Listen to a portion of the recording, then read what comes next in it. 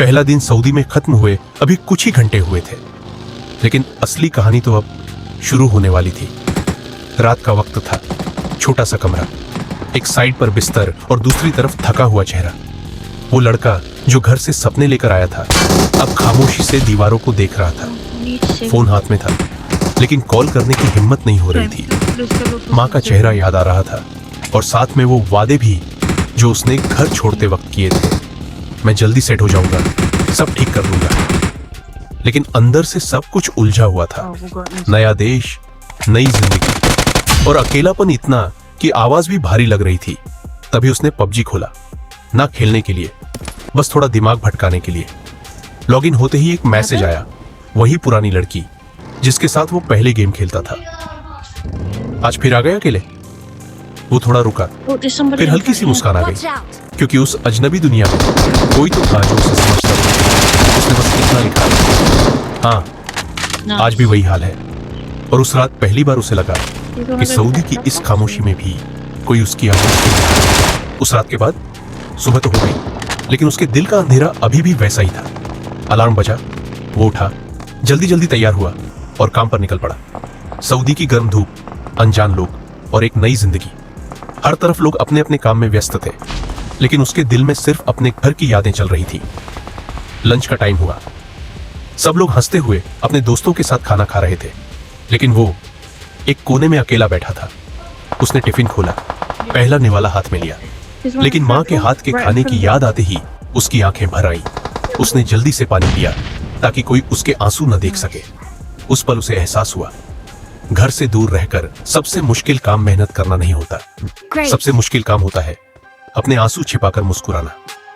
शाम को जब काम खत्म हुआ, उसने आसमान की तरफ देखा और दिल ही दिल में कहा, या अल्लाह, बस मेरे माँ बाप की हर तकलीफ आसान कर दे। मेरी सारी मेहनत उन्हीं के नाम है।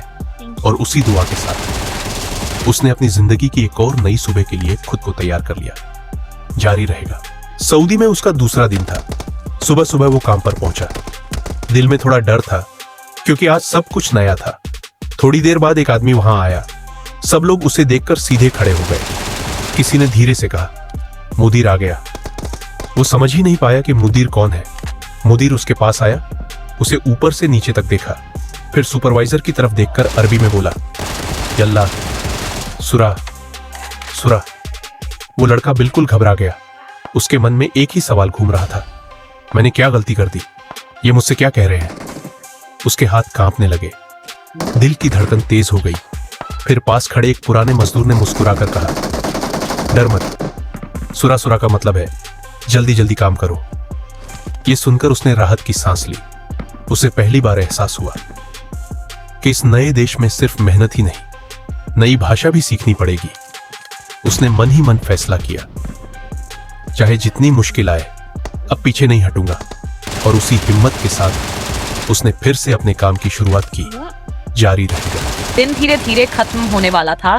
सूरज ढल रहा था और साइड पर काम का शोर भी कम होने लगा था, लेकिन मेरे अंदर अभी भी तूफान चल रहा था। वही बात दिमाग में अटक गई थी, यल्ला सुरा सुरा। मैं बार बार खुद से कह रहा था, ये मजाक था या कोई गहरी बात है जो मैं समझ नहीं पाया।